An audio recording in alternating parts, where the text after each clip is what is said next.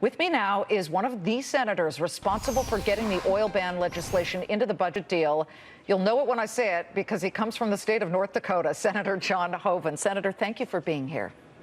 Liz, good to be with you. Okay, so let's get right to the numbers because you actually crunched some numbers and you believe you have numbers on A, how many jobs it will create, and B, what it'll do for the U.S. economy. Let's talk about jobs first. How many jobs will this create?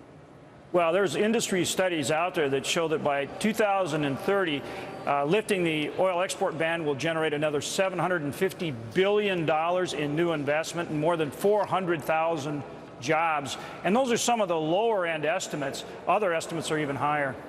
How did you crunch those numbers? And that's a huge number when it comes to jobs. In what sections? Because right now, Sure. all of these stocks are tanking on low oil prices and just the belief that maybe perhaps the taste for this is changing.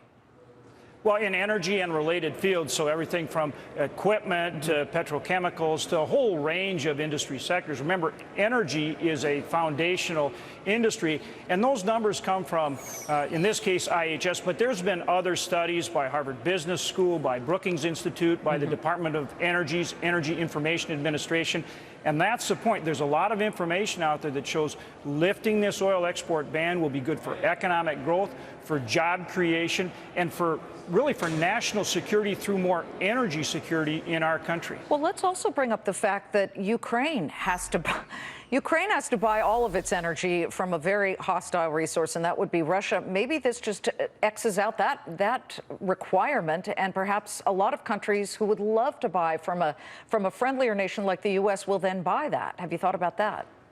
Liz, great point. Remember, as our oil and gas industry grows, it also helps us in terms of supplying our allies with product to reduce their dependence on countries like Russia or OPEC or Venezuela.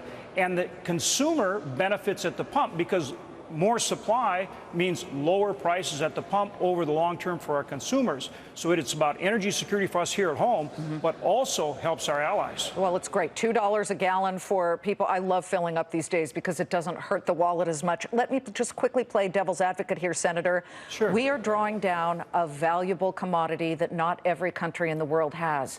Some would say we shouldn't be exporting that. We should be hoarding it and saving it for a very rainy day that may come.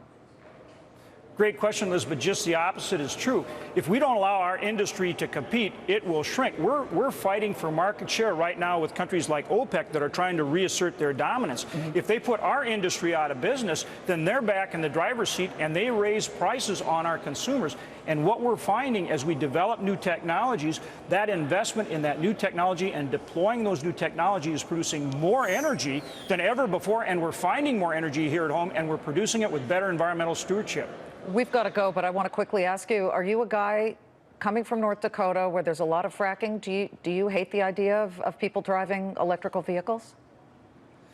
Look, I'm for energy from all sources, but we want to make sure that we have competition out there that produces more energy, and that competition reduces the price for our economy, small business, and consumers.